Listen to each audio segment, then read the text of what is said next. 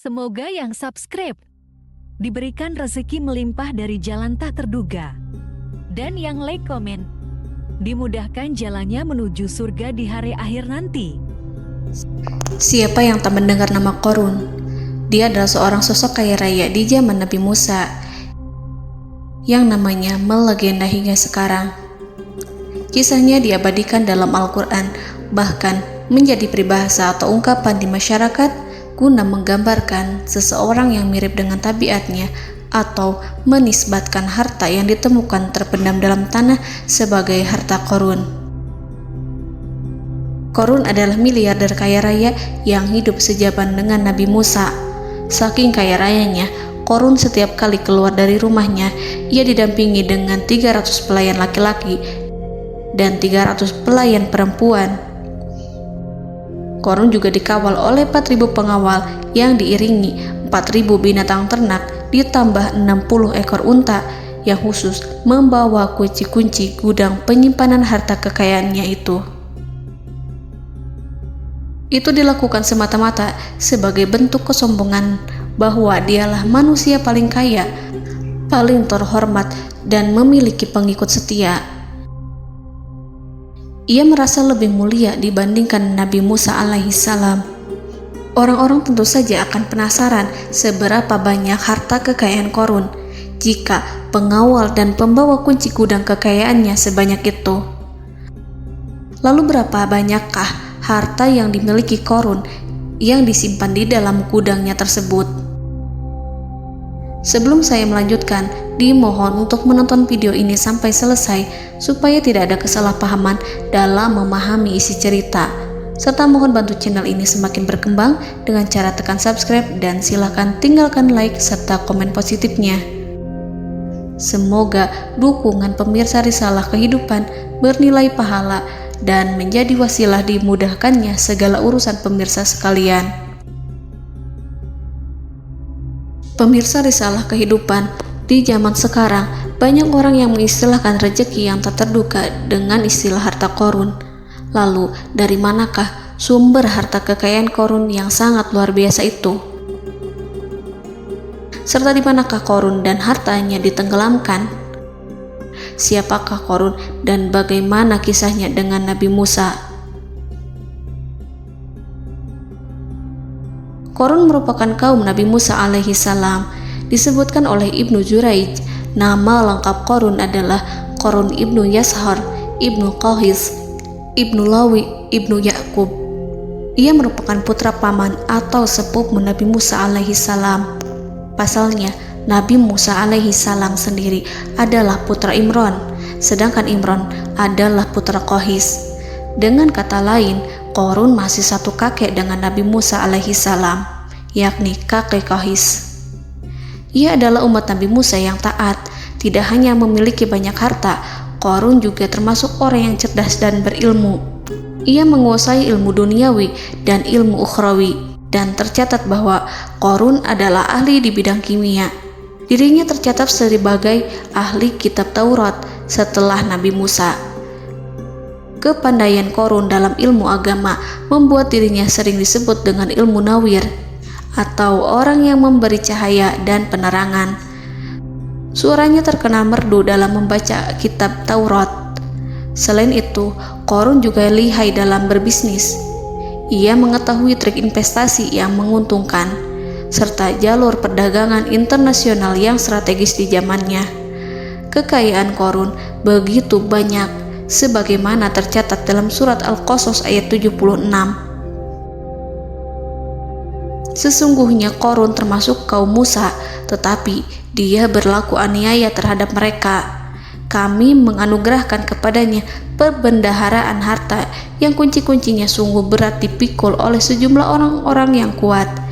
Dalam riwayat Kaisamah disebutkan, kunci gudang kekayaan Qorun dibutuhkan 60 bigol atau sejenis kuda kecil. Ukuran kuncinya sebesar jari, bahannya terbuat dari kulit, dan setiap kunci digunakan untuk satu gudang. Maka keluarlah Qorun kepada kaumnya dalam kemegahannya. Para ulama tafsir menjelaskan Korun keluar dengan mewah diiringi dengan 300 gadis berbaju merah dan 4.000 kendaraan kuda. Tak heran, iring-iringan Korun itu mengundang decak kagum mereka yang gandrung terhadap harta kekayaan. Sebagaimana yang terekam dalam ayat Al-Quran, moga-moga kiranya kita mempunyai seperti apa yang telah diberikan kepada Korun. Sesungguhnya ia benar-benar mempunyai keberuntungan yang besar. Quran Surat Al-Qasas ayat 79. Namun tak sedikit kaumnya yang mengingatkan.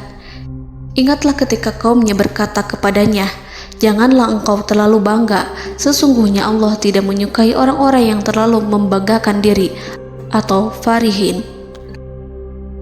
Ulama menafsirkan istilah farihin di sana juga berarti takabur, zolim, berbuat kerusakan, arogan, dan tak mau bersyukur terhadap nikmat. Korun dikisahkan memiliki ribuan kuda yang berisikan emas dan perak. Bila keluar rumah, Korun selalu berpakaian mewah dan dikawal 600 pelayan dan diiringi 4.000 ekor kuda serta 60 ekor unta yang membawa kunci-kunci gudang kekayaannya.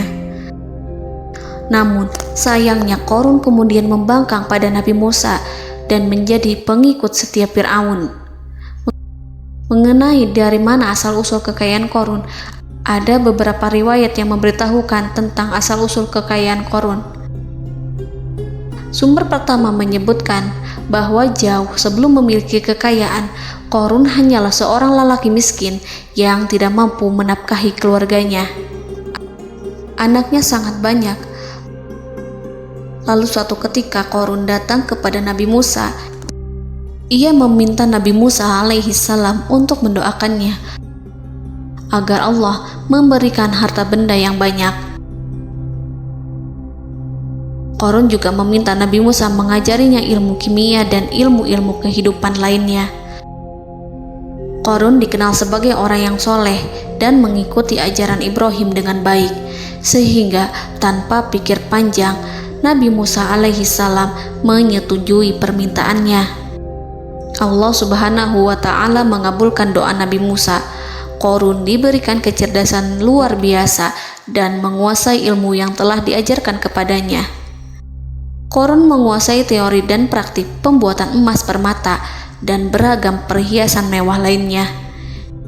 Ia juga pakar dalam ilmu arsitektur, rancangan bangunan, penataan kota, dan lain sebagainya. Tidak lama setelah itu, hidupnya berubah. Korun pun hidup dengan bergelimbang harta. Ribuan gudang yang dimilikinya penuh dengan emas dan perak. Namun, sayangnya, keberuntungan yang didapatkannya membuatnya gelap mata. Korun mulai hidup dengan penuh pamer, keangkuhan, dan penuh kesombongan. Kekayaan yang diberikan Allah Subhanahu wa Ta'ala membuatnya lupa dengan Sang Maha Pemberi. Korun merasa lebih terhormat dan mulia dibandingkan Nabi Musa. Ia pun akhirnya membelot dan durhaka pada Musa. Ia mengingkari janji-janjinya dulu dan beralih menjadi pengikut Fir'aun yang setia. Loyalitas Korun terhadap Fir'aun membuatnya diangkat menjadi kepala mandor yang membawahi ribuan pekerja. Dikisahkan bahwa Korun bersikap semena-mena terhadap para pekerja. Ia tega memotong upah mereka.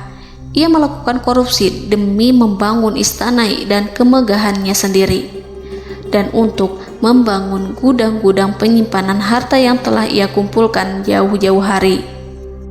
Ketika datang perintah zakat, Nabi Musa alaihi salam pergi menemui Korun dan memerintahnya mengeluarkan zakat sebesar 1 dinar dari setiap 1.000 dinar hartanya, 1 dirham dari setiap 1.000 dirham, 1 kambing dari setiap 1.000 kambing, dan seterusnya. Setelah Korun menghitung seluruh hartanya, ternyata jumlah zakatnya sangat besar. Kekikirannya pun mulai menghalangi hatinya untuk mengeluarkan zakat. Korun enggan membayar zakat ketika Nabi Musa alaihissalam menagih zakat yang diperintahkan oleh Allah untuk ditunaikan olehnya. Ketika Korun dimintai zakat, ia langsung marah dan tidak memberikan sedikit pun kekayaannya. Dia berpikir bahwa harta kekayaan yang dimilikinya didapat dari hasil kerja dan usahanya, dan tidak ada kaitannya dengan siapapun, termasuk Allah Subhanahu wa Ta'ala. Janji Qarun untuk lebih taat beribadah dan membantu sesama jika diberi kekayaan oleh Allah dilupakannya. Dia mempergunakan kekayaannya tersebut dalam kesesatan, kezoliman, dan permusuhan, sehingga membuatnya menjadi sombong dan terlena. Orang-orang beriman pada masa itu sering menasihati Qarun untuk bersyukur atas nikmat yang telah Allah berikan. Tetapi dia tidak mengindahkan nasihat tersebut. Dari sikapnya tersebut sudah jelas bahwa Qarun tidak membutuhkan nasihat kebenaran, bahkan merasa tidak takut dengan ancaman Allah. Sebab Qarun merasa sudah memiliki segalanya. Qarun merasa dirinya hebat dan pintar serta punya banyak pengikut setia, punya banyak pengawal dan merasa aman karena dekat dengan Raja Fir'aun. Qarun berkata, "Sesungguhnya aku mendapatkan harta ini karena ilmu yang ada padaku." Qarun sangat sombong. Ia merasa hartanya didapatkannya sendiri tanpa campur tangan dan kehendak Zat yang Maha Kaya, yakni Allah Subhanahu wa Ta'ala. Apakah Qarun lupa ataukah ia tidak tahu bahwa Allah telah membinasakan orang-orang sombong sebelumnya yang bahkan lebih kuat darinya, yang lebih kaya darinya, yang lebih banyak pengawalannya, lebih kokoh dan tak terkalahkan dibanding dirinya? Karena terdorong sifat kikir dan angkuh, maka Qarun membuat rencana untuk melakukan tipu daya agar dia terlepas dari kewajiban membayar zakat. Dia ingin menjatuhkan nama baik dan citra baik Nabi Musa. Kemudian dia mengumpulkan tokoh-tokoh konglomerat Bani Israel.